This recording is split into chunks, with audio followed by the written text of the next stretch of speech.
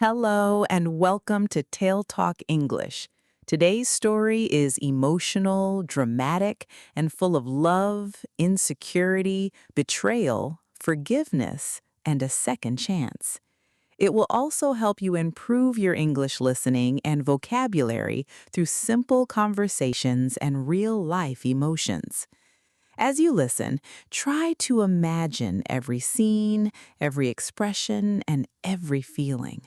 This is the story of a mother who almost lost her marriage after her husband stopped seeing the beauty in her. My name is Donna, and I am 38 years old. For many years, my husband used to tell me that my body was the most beautiful thing he had ever seen. Whenever he said it, I smiled. I believed him. I believed that our love was strong enough to survive anything. Before I became a mother, I had a completely different life. I was a marketing manager in a large company. I wore beautiful business suits, high heels, and perfume every morning. My hair was always done, and I rarely left the house without makeup. I was busy, confident, and full of energy. My husband, Jason, loved that woman. He often told his friends how proud he was of me. Donna can do anything, he would say. And I believed that too. Jason and I were not only husband and wife, we were best friends. We worked hard, traveled when we could, and dreamed about the future together. People around us often called us a perfect couple. We laughed about it. We are not perfect, I would tell Jason. He would put his arm around me and say, maybe not perfect, but we are perfect for each other. Those words made me feel safe. Then our son, Ryan, was born, and everything changed. I still remember the day I first held him. I was exhausted. My whole body hurts.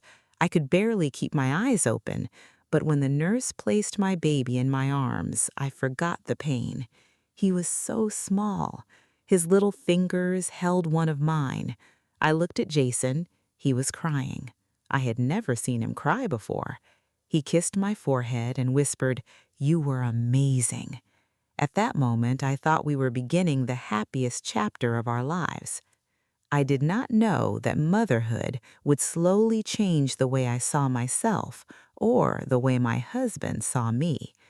After Ryan was born, my body was different.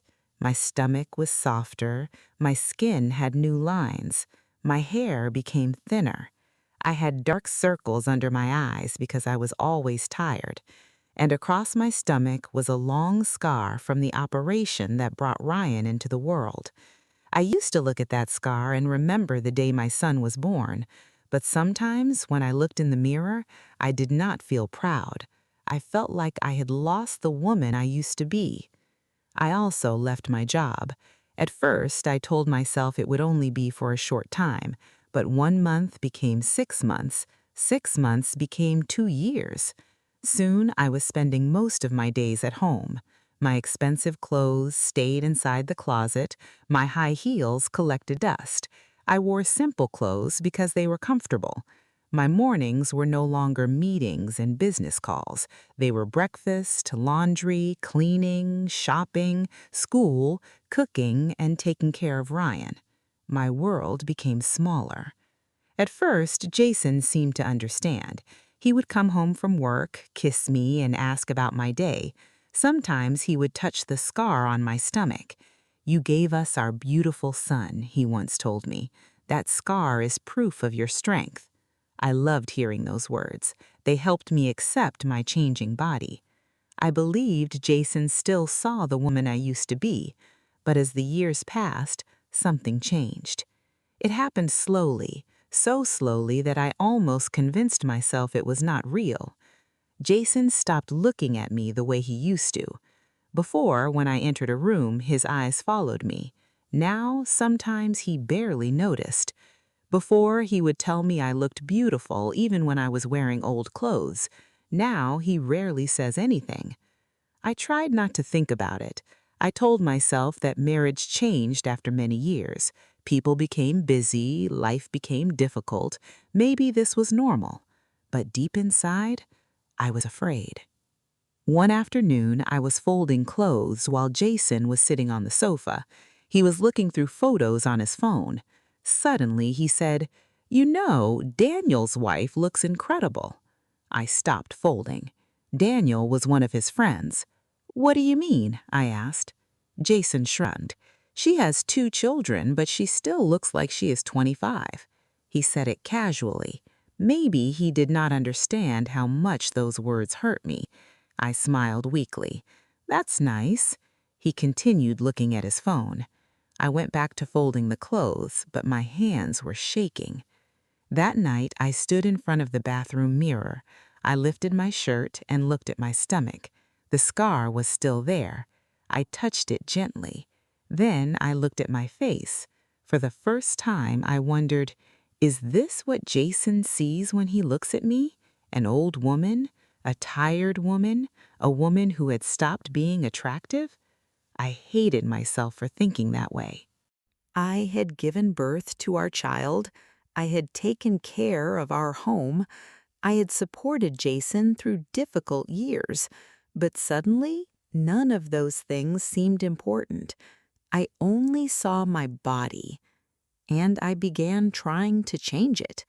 I joined a gym. I changed the way I ate. I stopped eating some of my favorite foods. I woke up early to exercise before Ryan went to school.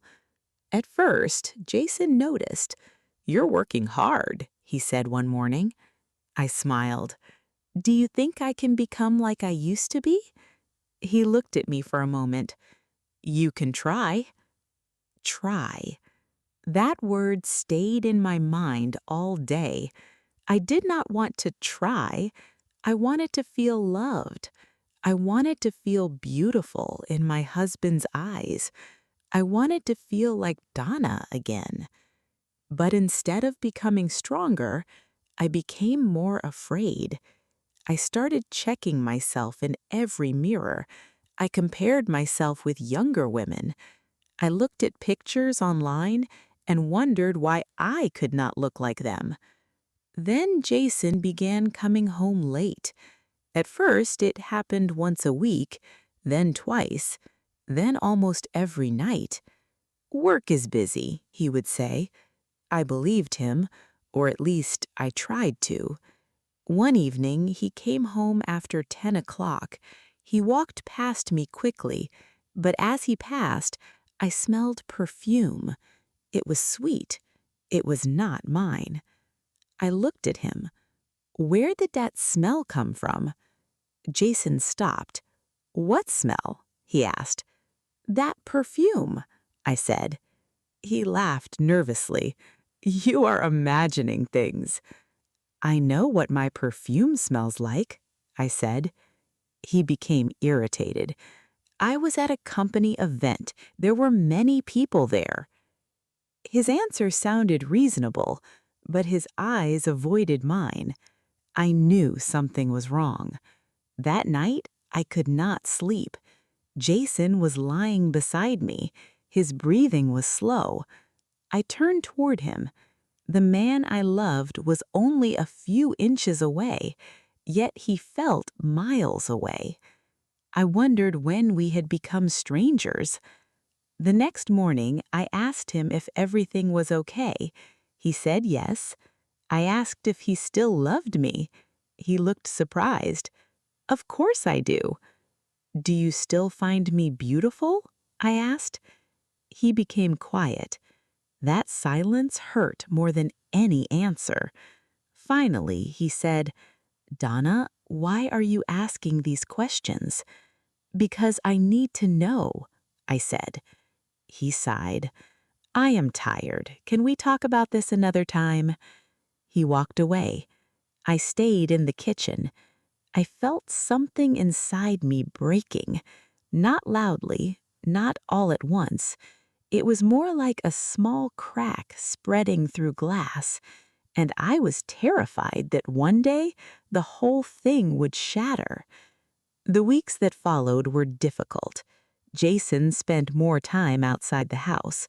I spent more time wondering where he was. We argued about small things. Sometimes it was about money.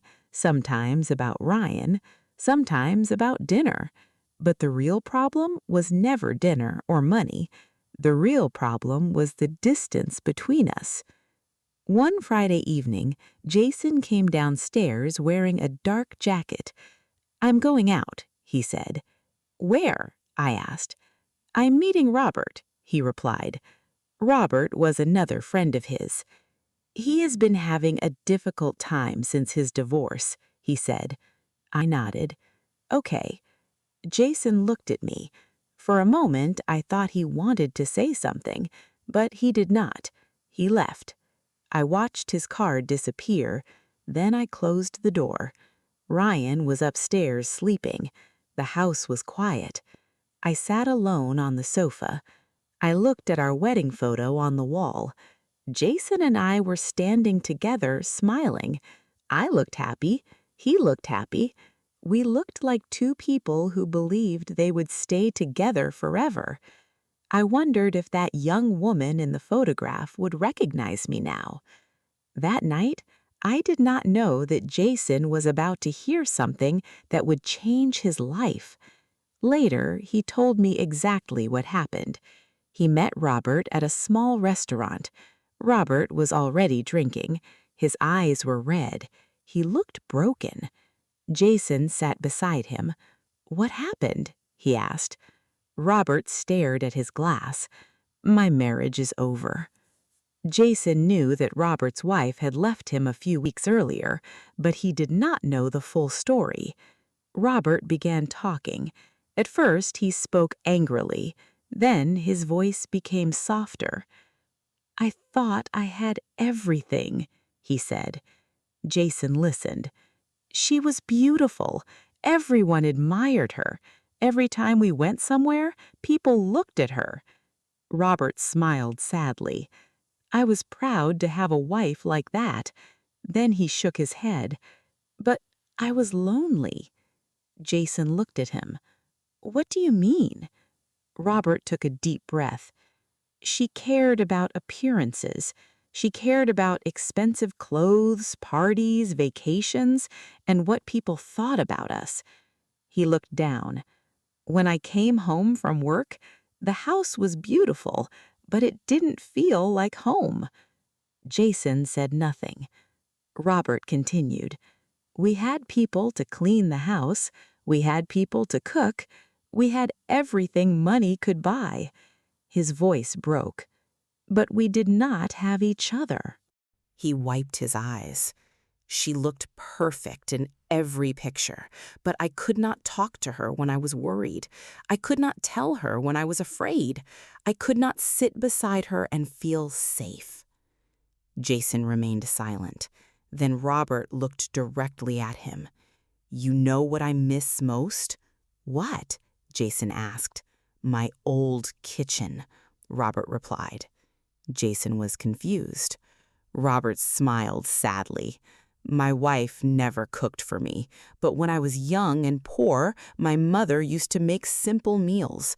There was nothing special about them, but the house smelled warm." He looked at Jason. "Don't make the same mistake I made." Jason did not understand. Robert continued. "If you have a woman who loves you, who takes care of your child, who stands beside you when life is hard, don't become blind because you see another beautiful face." Those words hit Jason deeply. He suddenly thought about me. He remembered the mornings when I woke up early with Ryan. He remembered the nights I stayed awake when our son was sick. He remembered how I supported him when he lost an important client. He remembered coming home tired and finding dinner waiting. He remembered the small things I did without asking for praise. He remembered my scar. And suddenly, he understood. For years, he had been looking at what I had lost. He had forgotten everything I had gained. I had gained a child. I had gained strength. I had gained a deeper understanding of love. And I had built a home with him. Jason told me that he suddenly felt ashamed. He realized that he had been comparing his wife with other women without thinking about what made a marriage truly valuable. He also admitted something else. He had not cheated on me, but he had come dangerously close. There was a woman at work who had been giving him attention. He had enjoyed it. He had answered her messages. He had stayed longer at work because he liked talking to her. And one evening, there was a moment when he almost crossed a line. The perfume on his shirt had come from her. He had lied because he was afraid. That night at the restaurant, Jason finally understood how close he had come to destroying our family. He stood up. "I need to go home," he told Robert. Jason drove home. He told me that his hands were shaking on the steering wheel. For the first time, he was not thinking about another woman's beauty. He was thinking about the woman waiting for him at home. When the front door opened, I was sitting on the sofa. I looked up. Jason was standing there. He looked different. His eyes were red, his face looked tired, and in his hands was a large bouquet of white flowers, my favorite flowers. I stood up slowly. "What happened?" He did not answer. He walked toward me. Then, unexpectedly, he dropped to his knees. I froze. Jason took my hands. "Donna," he whispered. His voice was shaking. "I'm sorry." I could not speak. "I have been a terrible husband." Tears appeared in his eyes. "I forgot who you were." I looked at him. He continued. "I kept looking at other women. I compared you with them.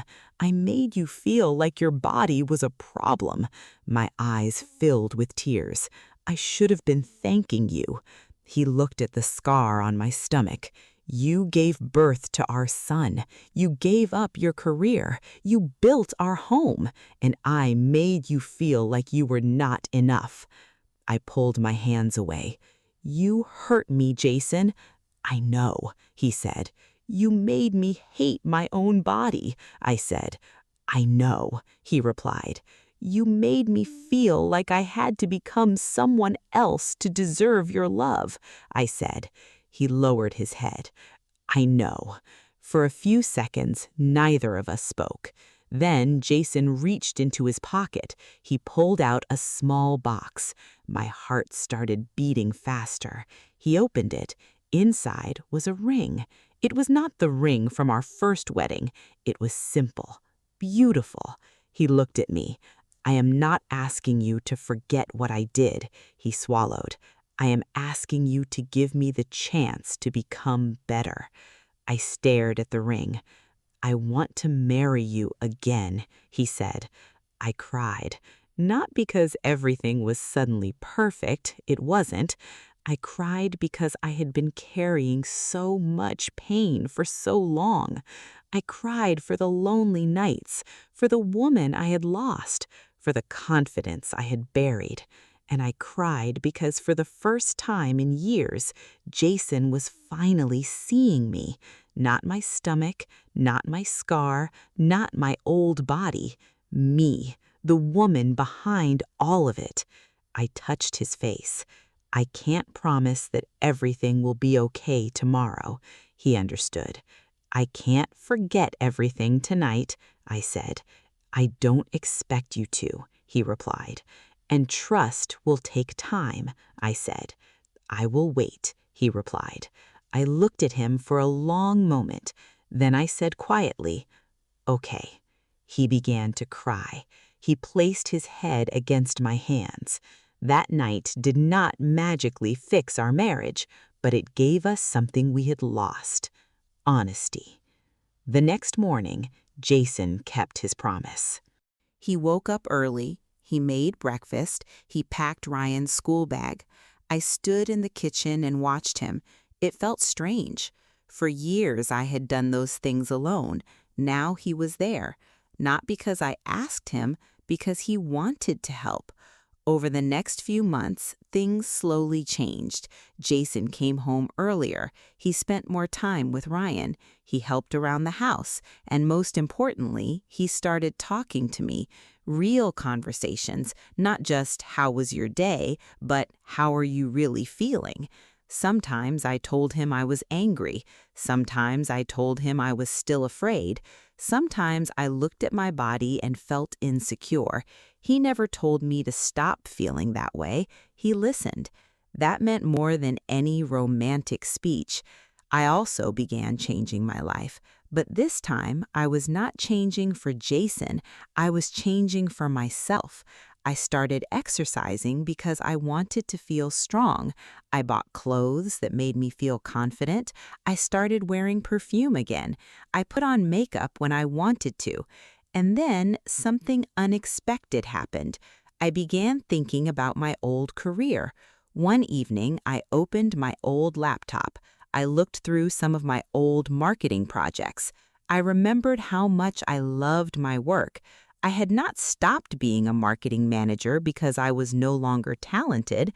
I had simply become a mother, and being a mother had not erased the rest of me. Jason encouraged me to start again. "You should do it," he told me. "What if I can't?" I asked. "Then we try again," he replied.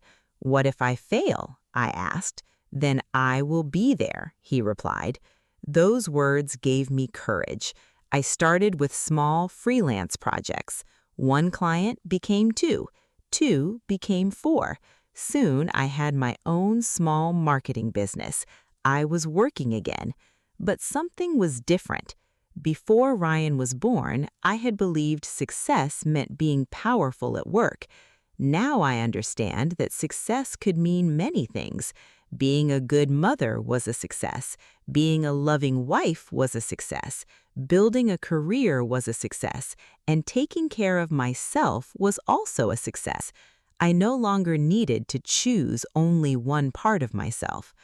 A year passed. Our family felt different. Our home felt alive again. There was laughter. There were arguments, too. We were still human, but we talked, we listened, we apologized, we learned. One evening, Ryan came running into the living room. "Mom, Dad, look!" He showed us a drawing he had made at school. It was a picture of our family, 3 people holding hands. Me, Jason, Ryan. I looked at the picture and smiled. Jason put his arm around me. "Our little team," he said. I leaned against him. Yes. Later that night, Ryan went to bed. Jason and I were getting ready to sleep. I stood in front of the mirror. I looked at my body, the same body I had hated, the same soft stomach, the same tired skin, the same scar. But something had changed. Not my body, my eyes. I no longer saw the scar as something ugly. I saw the day my son entered the world. I saw pain, strength, fear, love. I saw my story. Jason came behind me. He looked at me through the mirror. Then he gently touched my stomach. His fingers rested near the scar. He kissed it. I closed my eyes. "Do you remember what you used to call this?" he asked. I smiled sadly. "No." "Your proof of strength," he said. I looked at him. "I don't need you to call it beautiful anymore." He seemed surprised. I continued, "I need to believe it is beautiful myself." Jason smiled. "Then I'm proud of you." I turned around. He held me, and for the first time, I understood something important. My husband had not been the person who gave me my worth. He had only helped me remember it. My worth had always been there. I had simply forgotten. For years, I thought love meant keeping the same face, the same body, and the same life forever. Now I know better. People change, bodies change, dreams change, families change, but love can change too. It can become deeper. It can become wiser. It can become more honest. A marriage is not about finding a person who stays perfect forever. It is about finding someone who is willing to grow with you. Jason almost lost me because he became obsessed with an image of perfection. He looked at other women and forgot to appreciate the woman standing beside him. But he learned an important lesson. A beautiful face may catch your attention. A beautiful body may make you look twice. But a loving heart is what makes a house feel like home. And Donna's story taught me something too. I spent too much time believing that I had to become my old self again, but I was never supposed to become the old Donna. I was supposed to become a new Donna, a woman who had been a daughter, a wife, a mother, a professional, and a woman who finally learned to love herself. My scar did not destroy my beauty. It became part of my beauty. My motherhood did not make me less of a woman. It showed me a strength I never knew I had. And my husband's mistake did not have to be the end of our story. But forgiveness didn't mean forgetting. It meant choosing to heal. It meant rebuilding trust one day at a time. It meant understanding that second chances only work if both people are willing to change. Today, when Jason looks at me, I no longer wonder what he sees because I know what I see.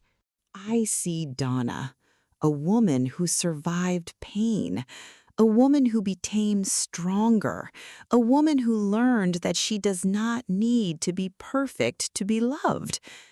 And if you are listening to this story and you have ever looked in the mirror and felt that you were no longer the person you used to be, remember this. You are not less valuable because you changed. You are not less beautiful because life left marks on you. Sometimes the marks are proof that you lived. They are proof that you loved. They are proof that you survived. And sometimes the person you become after the difficult years is even stronger than the person you were before. So don't let comparisons destroy something real. Don't measure your partner against strangers on a screen, and don't forget to appreciate the small things. The person who stays when life becomes difficult may be worth more than 100 people who only admire you when everything looks perfect. Real love is not always exciting. Sometimes, real love looks like someone making breakfast when you are tired. Sometimes it looks like helping with the children. Sometimes it means listening after an argument. Sometimes it means saying, "I was wrong." And sometimes it means looking at the person you have loved for years and finally seeing them clearly again. If you believe people can change and that some marriages deserve a second chance, type "second chance" in the comments and tell us this. Would you forgive someone who truly regretted hurting you? Share your thoughts in the comments below. If you enjoyed this emotional English story, don't forget to like the video and subscribe for more Level 3 English stories about love, family, mistakes, and second chances. Thank you for listening. And remember, you do not have to be perfect to be worthy of love.